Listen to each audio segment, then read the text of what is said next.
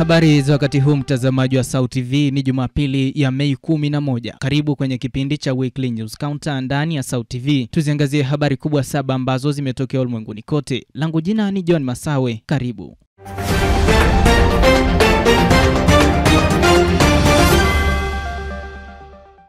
Taifa la Marekani limetangaza nia yake ya kupunguza msaada wa dola za Kimarekani milioni 50 kwa sekta ya afya ya Zambia kutokana na madai kuwa nchi hiyo inashindwa kushughulikia masuala ya wizi wa kimfumo wa dawa na vifaa tiba vilivyotolewa kama msaada kwa taifa hilo. Taarifa hiyo imetolewa na balozi wa Marekani nchini Zambia, Michael Gonzalez, akisema kuwa uamuzi huo unaonekana kuwa mgumu ulichukuliwa baada ya Marekani kutoa onyo mara kwa mara kwa serikali ya Zambia bila kuwepo kwa mabadiliko yoyote. Hata hivyo, serikali nchini humo kupitia waziri wake wa afya Elijah Muchima amesema kuwa imechukua hatua kadhaa za kukabiliana na watu wote waliohusika na tukio hilo, ikiwa ni baada ya uchunguzi uliofanywa na balozi wa Marekani kuonesha kuwepo kwa zaidi ya maduka ya dawa 2000 kupatikana na dawa na vifaa tiba vinavyotolewa na Marekani. Waziri huyo pia alihitimisha kwa kushukuru balozi wa Marekani kwa msaada wake unaotolewa. Aliuita kuwa ni wa ukarimu kwa watu wa taifa hilo miongoni mwa mataifa yanayoendelea duniani. Mwishoni mwa wiki hii, Rais wa Urusi Vladimir Putin aliongoza gwaride la kijeshi katika maadhimisho ya siku ya ushindi dhidi ya mataifa ya Kinazi yaliyokuwa yanaongozwa na Ujerumani chini ya Adolf Hitler wakati wa vita ya pili ya dunia. Rais Putin kupitia hotuba yake amesema Urusi inakumbuka kile ilichojifunza wakati wa vita ya pili ya dunia, huku akizungumzia vita ya Ukraini kuwa taifa lake lipo nyuma ya kila kitu kwa kile alichokiita operesheni maalum ya kijeshi. Maadhimisho hayo hufanyika Mei 9 kila mwaka kwa kushuhudia gwaride katika uwanja wa Red Square mjini Moscow na kuhudhuriwa na viongozi mbalimbali. Mwaka huu yakihudhuriwa na viongozi 20 kutoka mataifa mbalimbali akiwemo Rais wa China Xi Jinping. Wakati wa ukaguzi wa gwaride hilo zimeonyeshwa ndege za kivita ambazo zimekuwa zikitumika kwenye vita ya Urusi na Ukraine ambayo imedumu kwa zaidi ya miaka 3.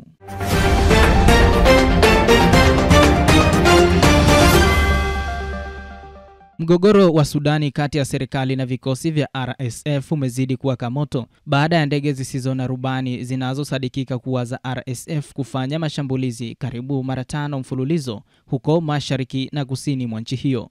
Kwa mujibu wa taarifa kutoka katika vikosi vya jeshi la Sudani, vimethibitisha kuwa ndege hizo zililenga maeneo ya Port Sudan yanayodhibitiwa na jeshi, huku wanamgambo wa RSF wakiendelea na mashambulizi kwenye maeneo ambayo hapo awali yalionekana kuwa salama, ikiwemo mahala ya kimkakati ya mafuta na kambi za kijeshi nchini Sudani. Wakati hayo yakiendelea, siku ya Jumanne Mei 6, Sudani imechukua hatua ya kuvunja uhusiano wa kidiplomasia na Umoja wa Falme za Kiarabu, ikishutumu umoja huo kutoa msaada wa kijeshi kwa wanamgambo wa RSF. Itakumbukwa kuwa mgogoro huo ulioanza kama mzozo wa madaraka kati ya mkuu wa jeshi Abdel Fattah al-Burhan na makamu wake wa zamani kamanda wa RSF Mohamed Hamdan Daglo, jambo lililopelekea kugawanyika pande mbili baina ya viongozi hao.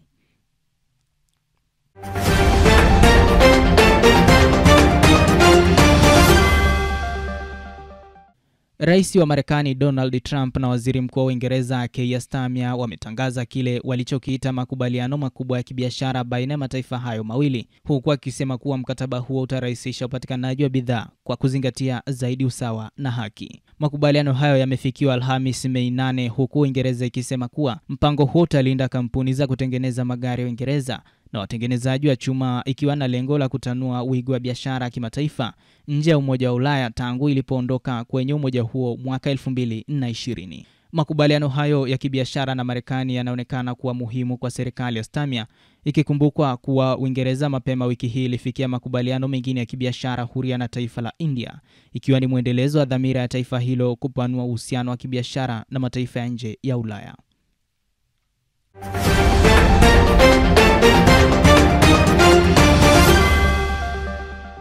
Mzozo unaoendelea kufukuta kati ya India na Pakistan umechukua sura mpya mara baada ya usiku wa Jumatano kushambuliana usiku kucha na kuua zaidi ya watu 50 tangu kuanza kwa mashambulizi hayo, huku Pakistan ikilaumu India.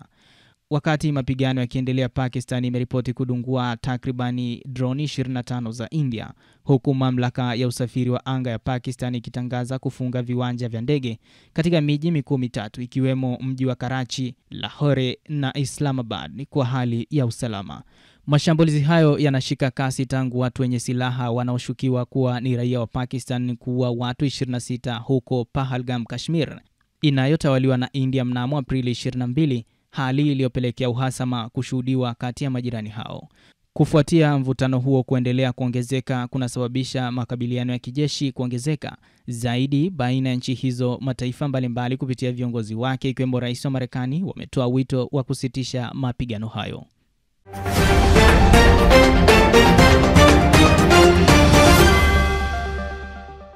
Mwishoni mwa wiki hii, Rais wa Jamhuri ya Msumbiji Daniel Chapo amefanya ziara ya kikazi ya siku 3 nchini Tanzania kati ya Mei 7 hadi 9 na kupokelewa na mwenyeji wake Daktari Samia Suluhu Hassan.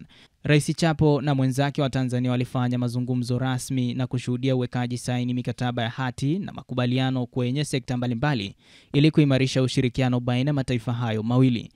Wakati wa ziara yake ametembelea miradi mbalimbali ikiwemo mradi wa kimkakati wa reli ya kisasa ya SGR kwa ajili ya kujifunza na kubaini fursa za ushirikiano baina ya Tanzania na Msumbiji.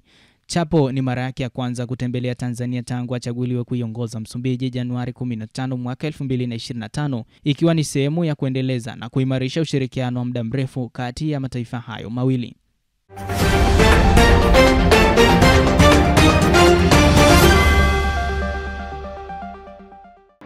Annuncio vobis gaudium magnum.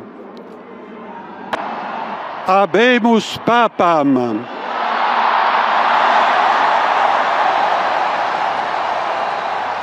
Ni sauti ya Kardinali Shemasi Dominiki Membet katikati ya Vatican ndani ya kanisa kuu la Mtakatifu Petro alipomtangaza kiongozi mpya wa kanisa Katoliki Kardinali Robert Prevost kuwa papa mpya, huku jina la kipapa alilochagua kutumia likiwa ni Leo wa 14. Baada ya kuchaguliwa, Papa Leo wa 14 ametoa wito kwa waumini wa kanisa Katoliki kuwa kinara wa kuiangazia dunia katika giza, ikiwa ni miongoni mwa kazi zake alizozifanya kwa miaka mingi wakati wa umishonari akiwa nchini Peru, huku akisisitiza huduma kwa masikini na makundi ya watu maalum. Papa Leo wa 14 alisherehekea misa yake ya kwanza siku ya Ijumaa, siku moja baada ya kuchaguliwa kwake kihistoria kama papa wa kwanza kutoka Amerika Kaskazini katika historia ya miaka 2000 ya kanisa Katoliki, huku pongezi zikimiminika kutoka kwa viongozi mbalimbali wa kidini na kisiasa ulimwenguni. Itakumbukwa kuwa kabla ya kuidhinishwa, Papa Leo aliwahi kuwa kiongozi wa shirika la Mtakatifu Agustino kwa zaidi ya mwongo mmoja, na hivi karibuni akiwa mkuu wa idara ya Vatican inayosimamia uteuzi wa maaskofu kote duniani, nafasi yenye ushawishi mkubwa.